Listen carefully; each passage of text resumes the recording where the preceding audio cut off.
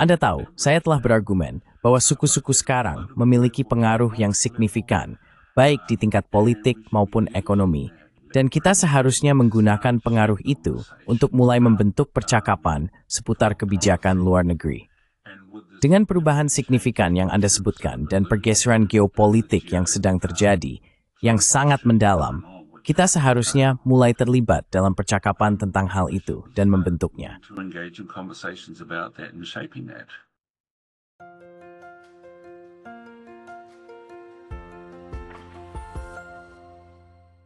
Hello everybody, this is Pascal from Neutrality Studies. Halo, semuanya. Ini Pascal dari Neutrality Studies, dan hari ini saya berbicara dengan Profesor Garrick Cooper. Garrick adalah seorang profesor asosiasi di Autahi School of Maori and Indigenous Studies di Canterbury University di Christchurch, Selandia Baru. Garrick mempelajari dekolonialitas yang mencakup pemahaman tentang cara-cara di mana kolonialitas mereproduksi dan mempertahankan dirinya sendiri, menjaga kepentingan kelompok dominan dalam masyarakat. Doa mengeksplorasi proses-proses tersebut. Berbagai cara di mana kolonialitas dumas mengenai kemunduan tempo untuk dizia, amat futur ingin bicara hari ini. Jadi, Garrick, selamat datang. So Garrick, welcome. Tēnā koe Pascal, and tēnā koutou nā kai whakarongo te hongo e whakarongo mai nā tēnā koutou. Suez they rep fast Tuawisi awaming. It's a singkat.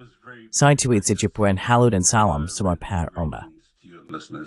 It's very nice to hear indigenous. Sangat menyenangkan mendengar bahasa asli Maori. Saya akan menanyakan tentang Maori sebentar lagi. Dan itu adalah orang-orang Anda, bukan? Anda bagian dari Maori. Saya ingin memulai dengan studi Anda, seperti yang saya perkenalkan, karena istilah kolonialitas dan dekolonialitas baru bagi saya sampai saya beruntung bertemu dengan Anda. Saya berpikir tentang hal-hal sebagai kolonisasi dan dekolonisasi. Anda saka mungkin bestet renid karena istilah-istilah sini berbeda. Dan mengapa lama memilih dekolonialitas daripada dekolonisasi? For decoloniality and decolonization. Yeah, sure. So there are the term coloniality. Ya, tentu. Jadi istilah kolonialitas dan dekolonialitas benar-benar muncul dari karya beberapa sarjana Karibia dan Amerika Latin pada awal 2000-an. Salah satu perbedaan yang mereka buat antara keduanya adalah bahwa mereka berbicara tentang kolonialitas sebagai artefak dari kolonisasi formal dan kekuasaan, serta hubungan yang ada setelah kolonisasi formal berakhir. Terkadang penjajah pergi, terkadang tidak. Tetapi tentu saja, serangkaian hubungan yang dibentuk pada periode kolonial formal itu tetap ada.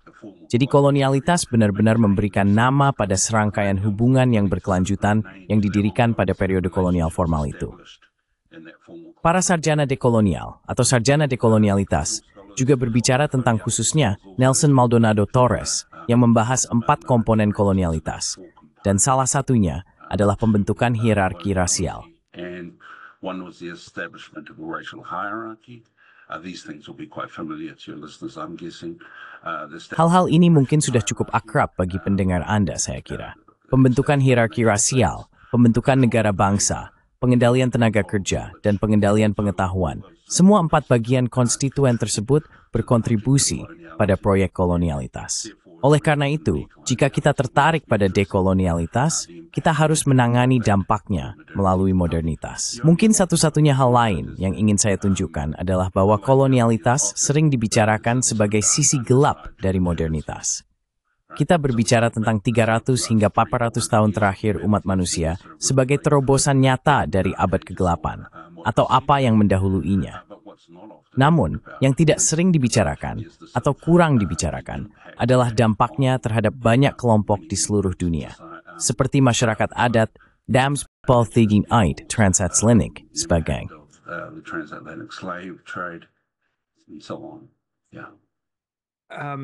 Ya, bisakah Anda memberi kami beberapa contoh dan tolong gunakan Selandia Baru? Maksud saya, tantangan atau masalah yang dihadapi oleh Maori di Selandia Baru tahun 2024 yang menunjukkan bagaimana kolonisasi, meskipun sudah berakhir, kolonialitas masih berlangsung.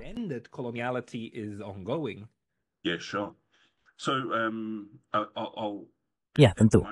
Jadi saat ini, kita memiliki serangkaian politik yang sangat menarik untuk mengatakannya dengan lembut.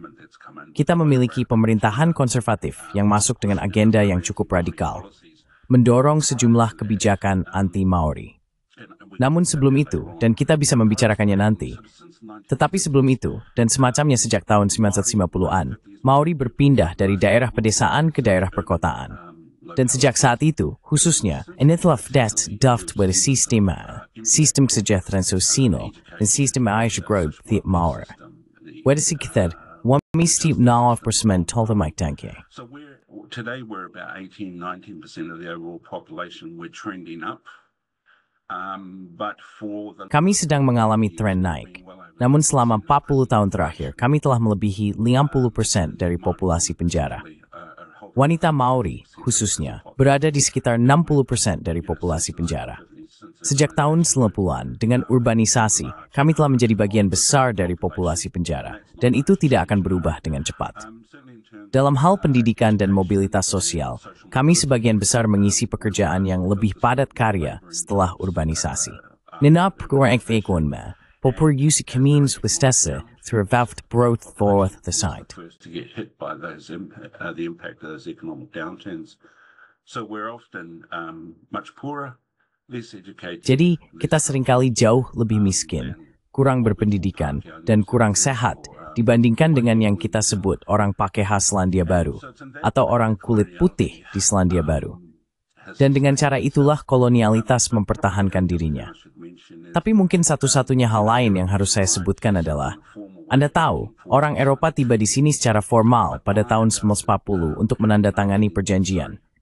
Pada awal abad ke-20, meskipun orang Kanistik sepami de Persur Tanner, kelihatan pada bam 50, persentase negara telah alihkan melalui pada mekanisme, termasuk pintaan dan berbagai mekanisme itu telah pribumi. Dan jadi, pada tahun 20, kami sebagai bus strength. Early 20th century landless. Yeah. And that process took Dan proses itu hanya menghabiskan sekitar 100 tahun. Jika Anda terkuik masalah yang ikan akalan dari Perang Napoleon pada tahun 1914, orang Maori kurang lebih no healing. at that time Maksud ski binus mungkin bukan betis, naik tua. not many white settlers back then. No, where we had early settlers around. Tidak, kami hanya memiliki pemukim sekitar akhir 1700-an.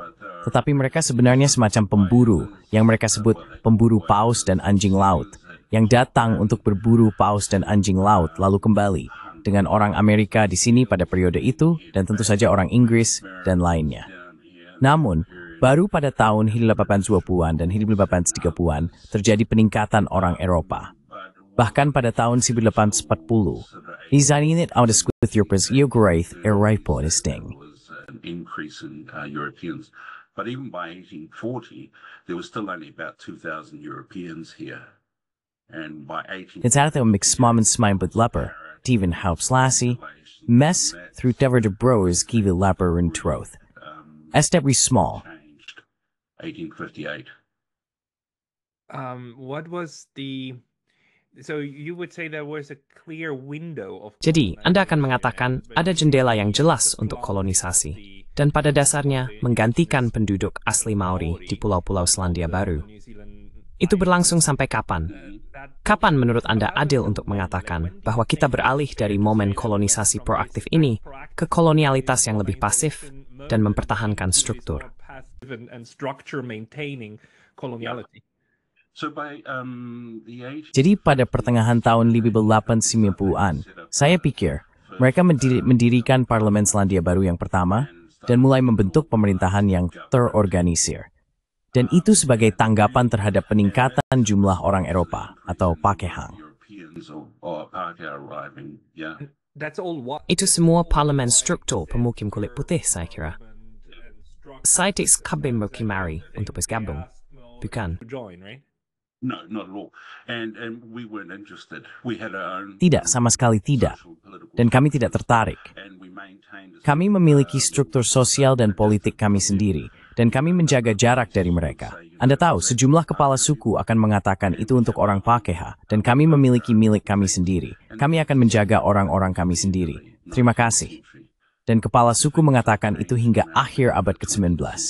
Keadaan mulai berubah sekitar awal abad ke-20. Ya, tapi satu-satunya hal lain yang ingin saya tunjukkan, antara sekitar tahun 1845 hingga awal 1870-an, ada serangkaian perang di seluruh Pulau Utara, dari ujung atas Pulau Utara hingga ke ujung atas Pulau Selatan. Berbagai pertempuran dengan tentara Inggris dan Prancis juga ada di sini. And French were here too. And how let me ask it this way, how bad was the dying on the Maori? Biarkan saya bertanya seperti ini. Seberapa parah kematian di pihak Maori? Maksud saya, jika kita bandingkan dengan apa yang terjadi di Amerika Utara, maksud saya itu adalah genosida. Seperti maksud saya, sebagian besar populasi asli dimusnahkan. Beberapa orang mengatakan seperti, oh, mereka hanya mati karena cacar. Dan Anda tahu, itu adalah penyakit yang membuat mereka pergi. Tapi pada akhirnya, tidak masalah apa yang membunuh orang-orang itu. Faktanya adalah, seperti banyak orang Semanings. Bagaimana meet di Selandia Baru? At gloglom tuwasa, Irish and people for. Waves of people dying away? No, not through war. It was more through sickness. Tidak, bukan melalui perang. Itu lebih melalui penyakit dan keterasingan dari tanah. Maksud saya, ada kematian yang signifikan akibat perang. Tetapi perang sebelum kedatangan Eropa di Selandia Baru berbeda, bukan? Jadi kami mengalami serangkaian apa yang bisa disebut perang gerilya. Kami mengalami serangkaian pertempuran, dan karena tidak bisa menanggung kerugian besar-besaran, begitu ada pertempuran, dan Anda melihat arah umum dari pertempuran tersebut, Anda akan berpikir, oke, kita justru passion poriv ini to terlihat back. You ini like you think, dan pihak lain itu mundur. Is it kami hiu ke pelendekat sem didstru amining fan? Like Athwain, it's a kependat. You want impression why kato mlatno about the misses. Garfield pop just for fucking merwo item up pa them for a bintang bragday. Or fighting fortifications. We'd have an engagement with the British, and then we'd. Kami yang bertempur dengan Inggris dan kemudian meninggalkannya, pindah ke tempat lain, dan kemudian bersiap untuk bertempur lagi. Dengan cara itu, kami tidak mengalami kerugian besar. Hal lain selama periode itu adalah, bagi orang Eropa, sebagian besar pertempuran jarak dekat. Kami tidak memiliki senapan dan sebagainya. Namun, senapan dan perang meriam benar-benar mengubah sifat pertempuran, sehingga kami harus mengembangkan teknik dan strategi baru untuk menghadapinya. Mereka mengembangkan terowongan dan parit, yang pada dasarnya melindungi sejumlah besar pejuang selama pengeboman. Seringkali orang Eropa berpikir bahwa mereka telah mengebomnya begitu banyak, sehingga semua orang Maori mati, dan kemudian mereka menyerbu benteng, hanya untuk menemukan bahwa semua orang Maori sebenarnya baik-baik saja. While admits that sejumlah besef arming Europes port prosesnya. Killed a large number of Europeans in the process. So, would you Jadi, say apakah Anda akan mengatakan bahwa sejarah Maori, kolonisasi tanah Maori, bukanlah genosida secara langsung, melainkan lebih sebagai pertempuran terus-menerus hingga titik tertentu di mana Maori diintegrasikan ke dalam apa yang sekarang menjadi Selandia Baru, ya, dengan cara seperti itu. Ya. Well, the way it is that I mean, I would say we've never been fully integrated. Maksud saya akan mengatakan bahwa kami tidak pernah sepenuhnya terintegrasi dalam banyak hal. Dan bahkan, hari ini, Anda tahu, kebanyakan orang akan menganggap kami sepenuhnya terintegrasi. Tetapi ada bagian besar dari populasi Maori saat ini yang tidak akan saya sebut terintegrasi. Mereka disebut oleh politisi bukan sebagai pengangguran, tetapi sebagai pekerja yang kurang dimanfaatkan, kelas bawah. Dan jadi Anda tahu, saya telah menulis tentang ini dalam sebuah artikel yang saya kirimkan kepada Anda. Ini adalah apa yang saya sebut THPIO, atau seperti yang disebut Fanon. Dan ada semacam bagian dari masyarakat Maori, melalui pengangguran, melalui keterlibatan dengan sistem kejahatan dan peradilan, yang berarti bahwa mereka secara efektif telah didorong keluar dari masyarakat dalam banyak cara yang berbeda, dan pemerintah saat ini melanjutkan dorongan itu, terutama terhadap geng. Particularly against gangs. at the same time though there seems to be a very strong Pada saat yang sama, tampaknya ada kesadaran yang sangat kuat di Selandia Baru saat ini, juga di antara anak-anak dan cucu-cucu para pemukim, dari orang Eropa kulit putih, bahwa ini adalah tanah Maori. Maksud saya, universitas Anda disebut Universitas Canterbury, dan tidak ada yang lebih Inggris daripada Canterbury. Tapi itu memiliki subjudul Te Ware Wananga o Waitaha. Tapi itu resmi. Itu ada dalam slogan, kan? Dalam lambang.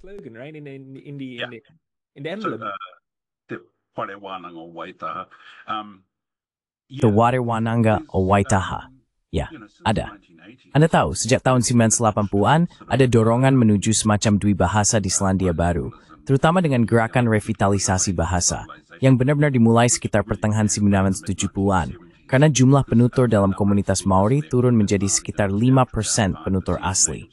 Jadi ada dorongan besar seputar bahasa tersebut. Namun dengan itu datanglah peningkatan status bahasa tersebut. Dan bukan hanya universitas, tapi juga departemen pemerintah, through adopsi nama-nama Maori. Dan bahasa Maori extend dan bahasa Inggris, Selandia Baru, it's a madam aniteo. Within New Zealand English and New Zealand society. Jadi, apakah bahasa resmi? Seskalit verwiput dokumentaten tempat tiding belum hasem. Yes, it's an official language. Itu adalah bahasa resmi. Dengan family kedua resmi, the real Maori dan sebatas esyarat. Fiengkerjit suf dengan shal bagi penulis lokal di Sero. Seasonarum na di merau femitudet. There you go. But so, what would you say today? Namun, apa yang akan Anda katakan hari ini, meskipun sisa-sisa kolonialitas yang masih jelas ada, tentang perdamaian masyarakat di Selandia Baru, dan semua persahabatan, ikatan, dan pernikahan campuran, yang saya percaya Anda juga merupakan contohnya. Di mana ini meninggalkan struktur sosial saat ini? Alih-alih memiliki sistem kita versus mereka, bagaimana kehidupan berjalan, dan bagaimana Anda melihat ini berkembang tanpa kehilangan tradisi Maori dalam asimilasi? Losing Maori tradition in assimilation. Yeah. So largely. Ya, jadi secara umum, kami berhasil meskipun ada semacam pengikisan bahasa, adat istiadat, dan pengetahuan melalui sistem pendidikan dan struktur negara. Kami berhasil mempertahankannya, terutama selama 2 atau 3 generasi terakhir dari kaum muda Maori. Ada yang kami sebut sebagai kebangkitan kembali. Dalam arti itu, kekuatan ini tumbuh lebih kuat sejak tahun 1980-an. Saya kira itulah mengapa kami mendapatkan perlawanan dari pemerintah saat ini. Jadi kami berhasil dalam hal itu. Pasti ada banyak integrasi. Salah satu cendekiawan kami yang paling terkenal dari generasi terakhir, seorang pria yang sempat saya pelajari di bawah bimbingannya, Profesor Ranginui Walker, yang sekarang sudah meninggal, mengatakan bahwa kolonisasi diselesaikan di kamar tidur. Melalui pernikahan campuran, Anda melawan, dalam arti tertentu, kolonisasi. Ya. You resist in a way colonization. Yeah. Dan dalam masyarakat Maori saat ini, apakah sekarang ada kesadaran yang lebih kuat tentang pentingnya menjaga tradisi ini tetap hidup atau bahkan menghidupkannya kembali? Dan bagaimana dengan bahasanya? Maksud saya, apakah bahasa tersebut berkembang lagi?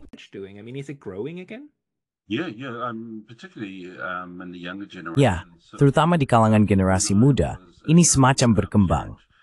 Ketika saya menjadi orang tua muda, generasi saya yang mengirim anak-anak kami ke apa yang kami sebut sebagai sarang bahasa, dan mereka pada dasarnya melalui sistem pendidikan yang sepenuhnya terbenam dalam Tereo Maori. Selama 40 tahun terakhir, ini cukup berhasil. Namun demikian, ada sejumlah besar anak-anak Maori yang tidak memiliki kesempatan untuk mengikuti inisiatif pendidikan semacam ini.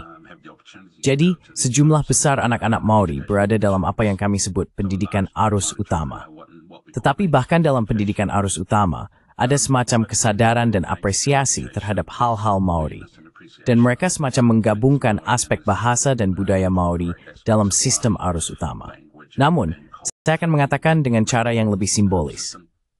I would say in a more tokenistic way, however. Ya, dan proses dekolonialitas. Ya, proses membalikkan struktur-struktur ini. Apa yang saat ini dilakukan oleh Maori untuk, Anda tahu, tanpa mengganggu negara atau tanpa mengganggu seperti, mari kita katakan, perdamaian sosial saat ini. Bagaimana melakukan proses dekolonial? How to do the decolonial process. Ya, jadi saya tidak yakin apakah ini merupakan bantuan untuk dekolonisasi dan dekolonialitas. Tetapi selama 30 hingga 40 tahun terakhir, kami telah terlibat dalam proses reparasi. Pada tahun 1975, kami mendirikan Undang-Undang Tribunal Waitangi. Kami menandatangani perjanjian dengan orang Eropa pada tahun 1840. Setelah ditandatangani, perjanjian tersebut sebagian besar diabaikan selama sekitar 100 tahun. Pada tahun 1975, sebuah undang-undang didirikan untuk mengatakan bahwa sebenarnya mahkota harus menghirup permen tersebut dan harus mulai mematuhinya. Namun, baru pada 1990-an, sekitar tahun 1983 atau 1984, tribunal diberi wewenang untuk melihat pelanggaran sejarah.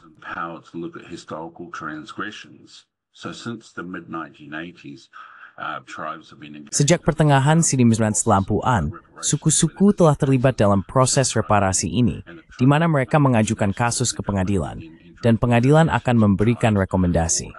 Pemerintah kemudian akan memasuki negosiasi dengan suku-suku untuk pengembalian tanah, pemulihan budaya, dan memberikan sedikit uang kepada suku-suku untuk memulai. Pada tahun 1990-an, serangkaian klaim pertama ini benar-benar diselesaikan. Sejumlah suku telah menjadi cukup kaya. Merduaru khususnya, isejis Lauter, Ismaambo to Puit and Inflati. Namely entitas yang sangat kaya. They're particularly wealthy entities. I think between them anywhere. Saya pikir di antara mereka, di mana saja, tolong jangan kutip saya tentang ini, tapi saya pikir mereka memiliki aset hingga sekitar $6 hingga 7 miliar. Jadi mereka cukup signifikan. Suku-suku di Pulau Selatan sini, Ngai Tahu, sangat kuat sebagai hasil dari pengeluaran yang bijaksana, investasi, dan peluang ekonomi, tetapi juga melalui proses reparasi. Jadi dengan cara itulah, suku-suku dapat kembali mendapatkan pijakan ekonomi dan mulai mempengaruhi kebijakan pemerintah.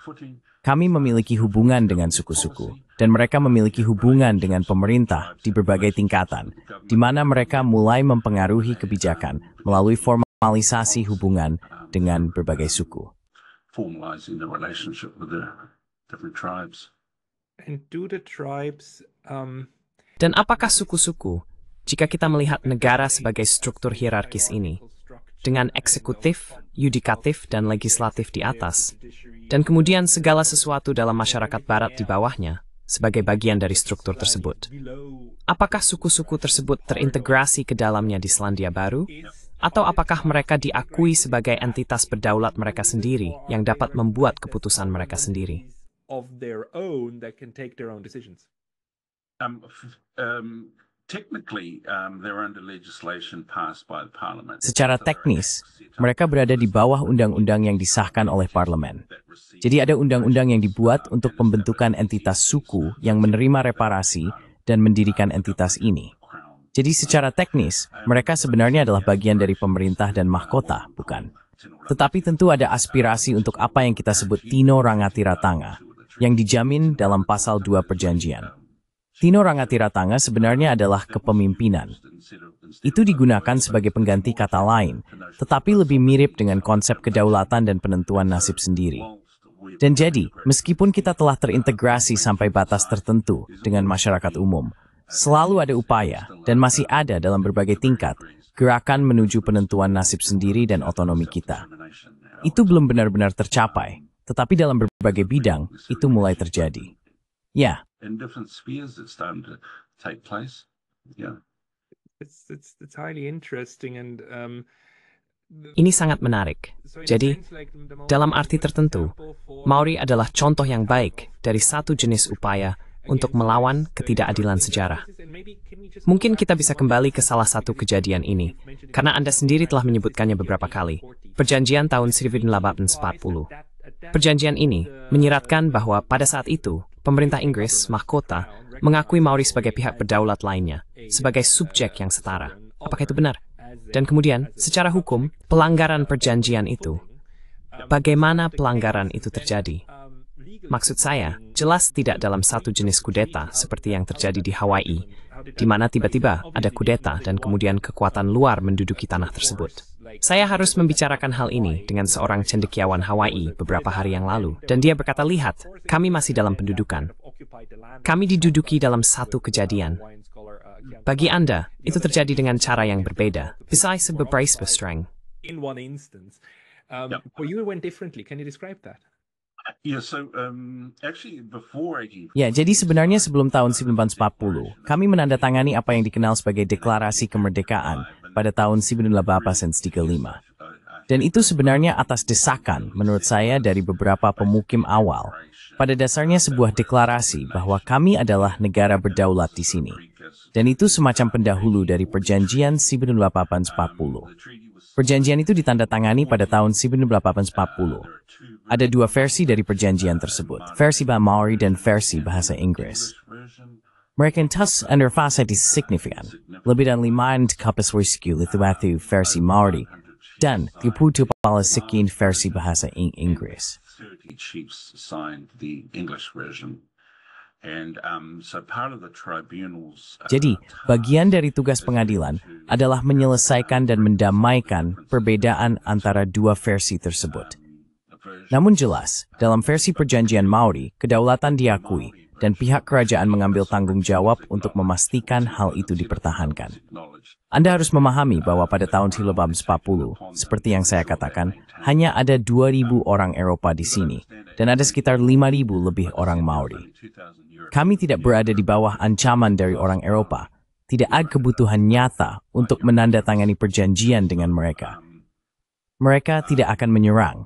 Mereka tidak memiliki kapasitas untuk melakukannya. Alasan mengapa kami menandatangani perjanjian adalah karena kami ingin memperkenalkan orang Eropa itu.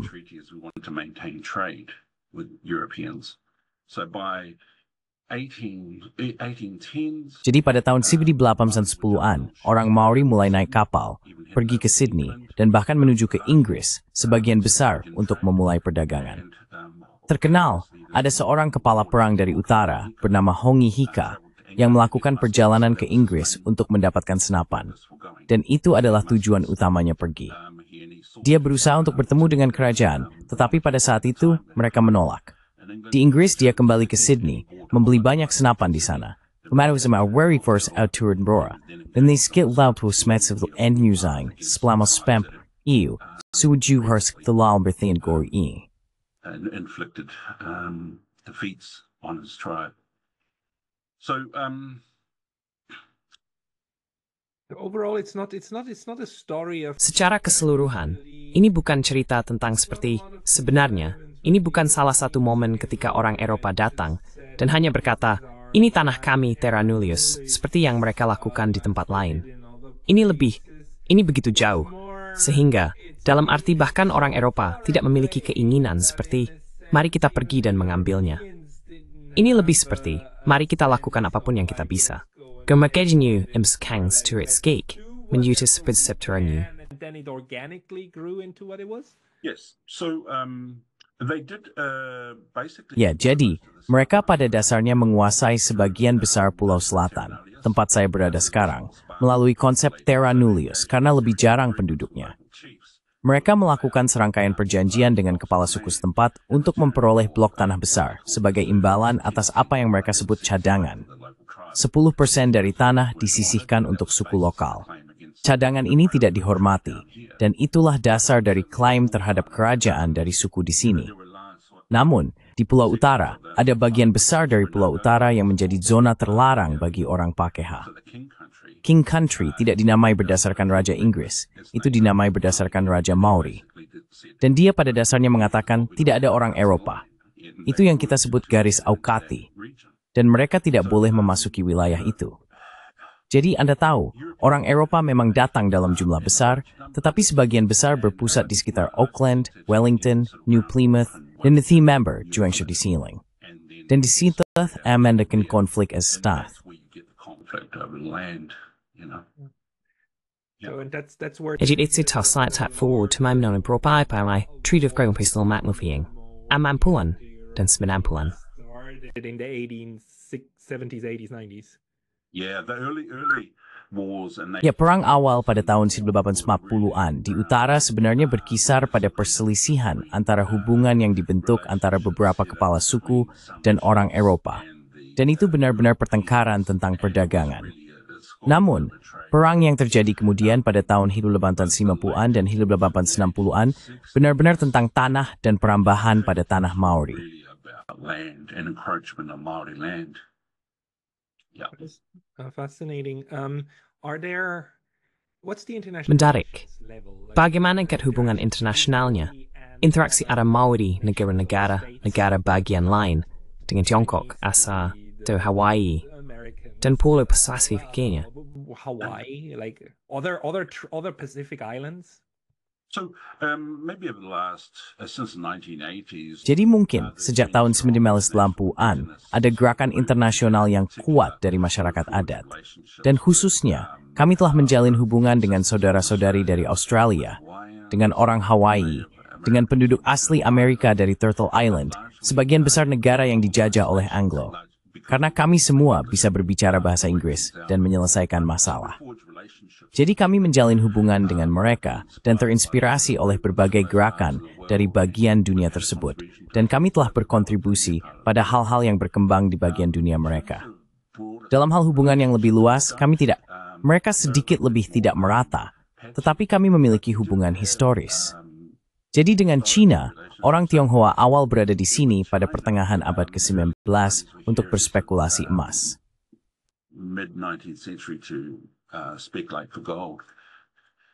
And there have been a large number of Chinese families. Dan ada sejumlah besar keluarga Tionghoa di komunitas Maori yang telah diterima dan masih ada hingga hari ini, terutama di wilayah Waikato, di mana monarki Maori didirikan.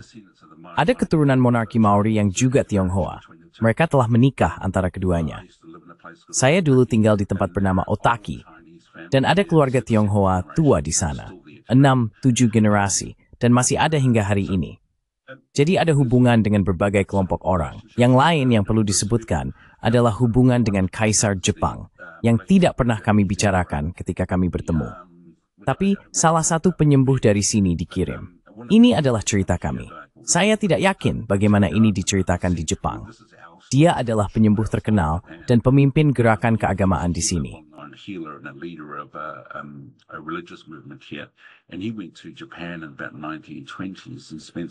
Dan dia pergi ke Jepang pada tahun 1920-an, menghabiskan beberapa waktu, dan bertemu dengan Kaisar. Salah satu ceritanya adalah bahwa dia menyembuhkan Kaisar dan menjalin hubungan dengan Kaisar Jepang. Kemudian ada hubungan yang lebih baru. Ngai tahu di sini, pemimpin yang benar-benar pelopor upaya untuk reparasi dan membangun birokrasi suku, Tatipene Oregon, memiliki hubungan dengan seorang pengusaha Jepang yang kaya. Karena pinjaman dari pengusaha Jepang yang kaya ini, suku tersebut dapat mendanai beberapa langkah awal mereka untuk mengajukan kasus mereka kepada mahkota. Jadi ada berbagai macam hubungan secara global. Saya yakin ada banyak lagi. Tapi kami selalu menjadi orang yang bergerak dan penasaran tentang dunia. Saya mungkin akan mengatakannya seperti itu.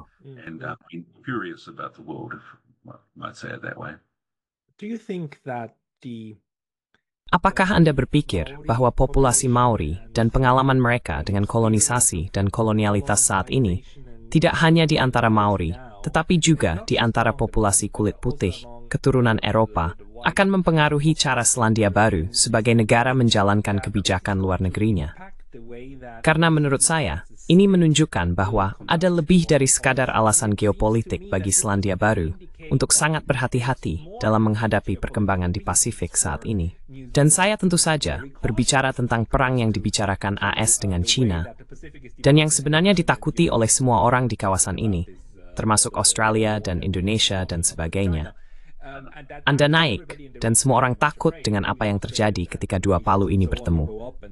Tetapi, bagaimana menurut Anda situasi politik lokal akan mempengaruhi keputusan kebijakan luar negeri dari pemerintah saat ini atau pemerintah pada umumnya?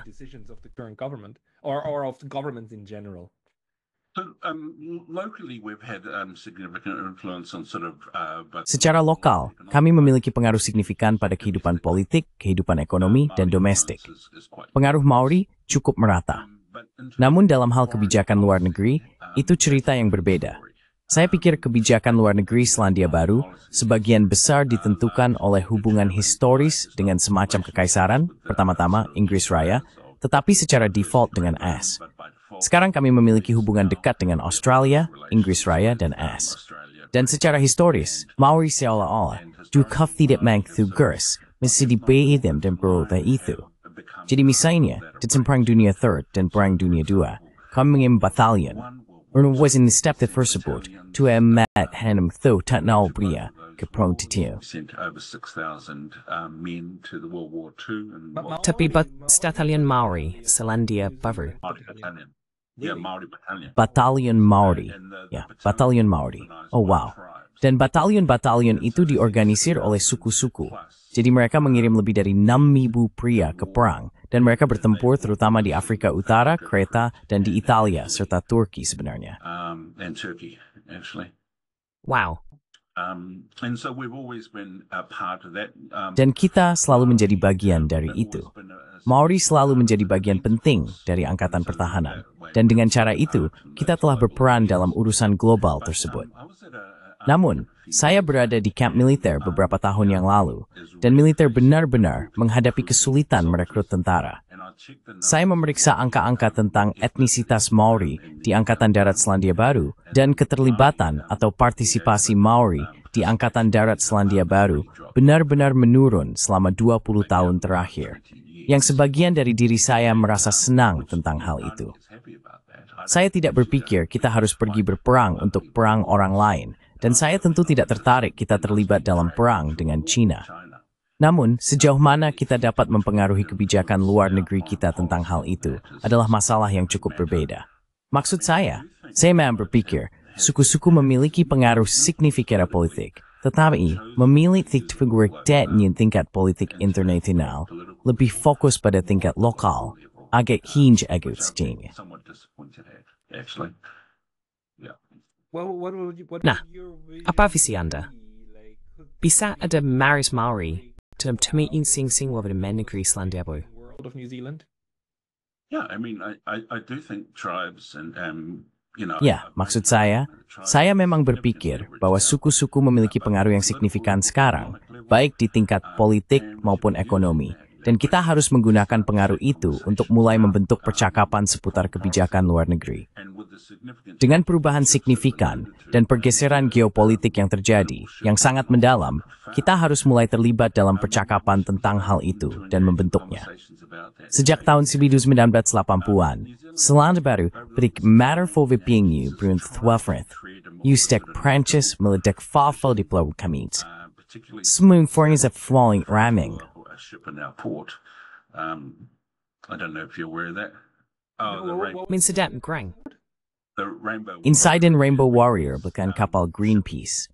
Prancis mengirim bus small. And a couple of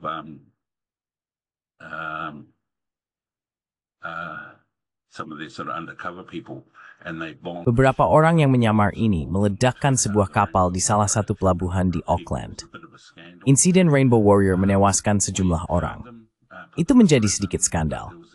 Kami menemukan mereka, memasukkan mereka ke penjara, tetapi ada kesepakatan yang dibuat kemudian, dan mereka dikembalikan ke Prancis. Sejak tahun 1980-an, dengan dampak perang nuklir, Selandia Baru mencoba menempuh jalur yang lebih netral. Kami telah mengatakan kepada Amerika, kami semak harus menerima kapal selam atau kapal nuklir mereka ke pelabuhan kami. Saham suatinen, tetapi serib throwing tamings tinggi pembiasaan itu. But I think they've gotten used to that, and but Dan belakangan ini, saya pikir ada kecenderungan lebih untuk menyelaraskan diri kita dengan kekuatan besar ini. Baru-baru ini, pemerintah Selandia Baru menjadi bagian dari pengaturan Five Eyes, yang pada dasarnya adalah mata-mata dari 5 negara yang berbagi data satu sama lain. Sebenarnya, beberapa dari mereka memata-matai bagian lain dari hubungan tersebut karena pemerintah tidak bisa memata-matai rakyatnya sendiri. Jadi kami meminta mitra kami untuk memata-matai satu sama lain. Namun, pengumuman AUKUS baru-baru ini yang merupakan hubungan lain, saya tidak sepenuhnya yakin dengan detailnya. Seolah semakin memperkuat Ngisib dalam rangkaian hubungan tersebut dengan AS, Inggris, Australia, dan sebagainya. with the US, Great Britain, Australia and so on. Right. So overall, the Benar. standing of New Zealand is Jadi secara keseluruhan, sikap Selandia Baru cukup jelas. Dan faktor Maori dalam hal ini faktor unan, saya kira. is not an opposing factor. I take it. It doesn't have that much of an effect. I think it could be. Itu tidak memiliki dampak yang besar. Saya pikir itu bisa jauh lebih besar. Terutama mengingat bahwa mitra dagang terbesar kita saat ini, dan sudah cukup lama, adalah China. Lebih dari 30% perdagangan kita dilakukan dengan China. Kita akan merugikan diri sendiri jika terlibat dalam perang dengan China. Dan China tahu itu. Mereka telah mengirim sinyal. Pemerintah Partai Buruh sedikit lebih berhati-hati, tetapi pemerintah ini baru-baru ini lebih tegas dalam melawan China.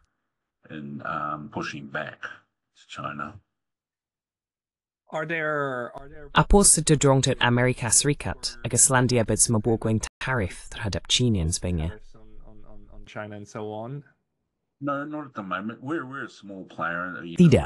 Tidak saat ini. Kami adalah pemain kecil. Anda tahu, kami berada di ujung dunia dan pemain kecil secara relatif dengan populasi 5 juta. Dan Anda tahu, AS telah berfokus pada dirinya sendiri. Kecuali untuk memberlakukan tarif dan pergi berperang, mereka cenderung menjadi sangat introspektif. Khususnya di bawah Trump, tidak ada minat terhadap apapun yang berhubungan dengan Selandia Baru. Dan tentu saja selama pemerintahan Biden, tidak percakapan dialek jadi di adart, diplomat, dan span, tempat itu di skala nasional. Right. Benar. Saya juga menemukan ini cukup menarik karena Anda tahu, saya mengatakan kepada Anda ketika kita bertemu di sini di Tokyo beberapa waktu lalu, ada gagasan di antara orang Eropa dan Amerika juga bahwa kolonisasi adalah kejahatan masa lalu. Ini seperti feodalisme. Kita tahu itu tidak baik. Kita tahu ada orang yang menderita, tetapi itu sudah lama berlalu. Dan oleh karena itu, tidak memiliki dampak hari ini. Sedangkan jika Anda membaliknya dan bertanya kepada penduduk asli dari tanah tersebut, baik di Afrika, di Asia, di Amerika, di Australia, atau Selandia Baru, mereka mengatakan tidak. Itu cerita yang sama sekali berbeda. Dan tentu saja itu berlanjut. Dan Anda bahkan memiliki kata untuk itu, seperti kolonialitas, bukan?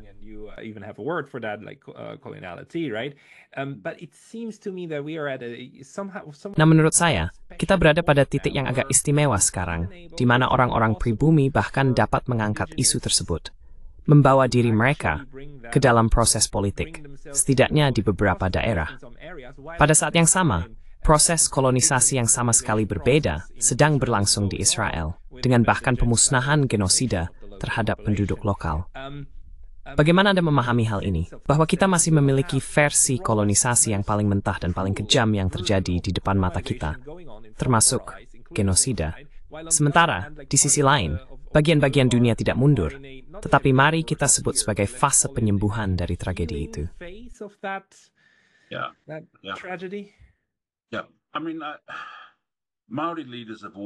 Ya, maksud saya, para pemimpin Maori selalu curiga terhadap para pemimpin Pakeha.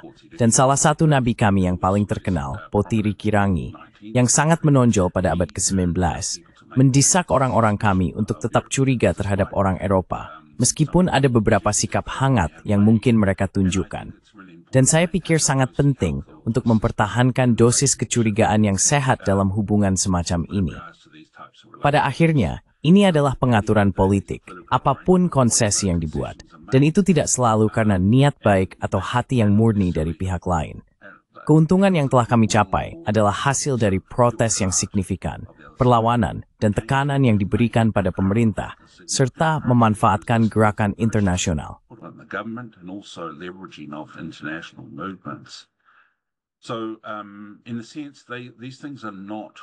Jadi dalam arti tertentu, hal-hal ini bukanlah sesuatu yang diberikan kepada kita. Mereka harus diperjuangkan, dan setiap pencapaian lebih lanjut selalu harus diperjuangkan. Jadi dalam arti itu, meskipun dari luar mungkin tampak harmonis atau seolah-olah semuanya berjalan baik, di balik layar ada ketegangan yang signifikan. Dan itu muncul setiap saat, Anda tahu. Maksud saya, salah satu contohnya, ini tidak selalu tentang pemerintah Maori Paka, tetapi Tour Springboks 81 yang benar-benar membelah negara. Ada tingkat kekerasan dan protes tertinggi yang pernah kita lihat dalam waktu yang lama pada tahun 1981 mendukung gerakan anti-apartheid Nelson Mandela. Tetapi itu membelah negara. Jadi hal-hal ini Anda harus terus-menerus memperjuangkannya. So these things are always you have to constantly fight for. And now when it Dan sekarang, ketika berbicara tentang Gaza, apa pendapat umum? popular opinion, So largely, Ya, jadi secara umum, jika Anda berbicara dengan orang Maori di jalan, kami melihat diri kami dalam diri orang Palestina, dalam arti bahwa kami melihat situasi yang mereka hadapi. Itu adalah sesuatu yang pernah kami hadapi di masa lalu, dan kami menghadapi wajah yang berbeda dari itu jika Anda suka. Jadi ada banyak empati dan dukungan untuk orang Palestina. Model untuk masyarakat adat di seluruh dunia. Itu gila. And it was crazy. It was sort of been flipping the world upside down. Itu seperti membalikan dunia. Ya, tapi sebagian besar, dukungan Maori berkaitan dengan orang-orang. Dalam protes terbaru, yang mungkin merupakan protes terbesar yang pernah kita lihat di negara ini, itu menentang RUU Prinsip-Prinsip Perjanjian Waitangi, yang merupakan proposal yang sangat radikal. Kami memiliki lebih dari 100.000 orang yang datang ke parlemen hari itu, yang merupakan protes tunggal terbesar dalam sejarah negara kami. Dan ada bagian besar dari apa yang disebut kelompok aktivis muda Asians for Tino Rangatira-Tanga. Mereka ada di sana. Kelompok besar populasi Palestina lokal ada di sana untuk mendukung gerakan tersebut, dan juga sejumlah besar orang Pakeha dan saudara-saudari Pasifika juga ada di sana. Jadi gerakan ini semacam menyatukan orang-orang dalam arti tersebut. Pulling people together in that sense. that's encouraging. Itu menggembirakan untuk didengar. Garrick, jika makna memperbaiki Andes, atau lebih banyak penelitian yang oleh institut Anda, atau publikasi, apakah harus pergi? Vacations, where should they go? They could just Is itu dapat cari dari Googles. Nama is Game Fort, Dance of the Indians Fiing. Sebenarnya memang board, enggak. share. Okay. Everybody. Baiklah, semua orang, jika Anda ingin berhubungan dan terhubung, silakan berbicara dengan Profesor Garrick Cooper. Dia adalah seorang spesialis dan pemikir hebat, dan juga seseorang yang sangat terlibat dalam lingkaran politik Maori karena dia mempelajarinya. Jadi Profesor Garrick Cooper, terima kasih banyak atas waktu Anda hari ini. Gary Cooper, thank you very much for your time today. Selamat malam. Pascal.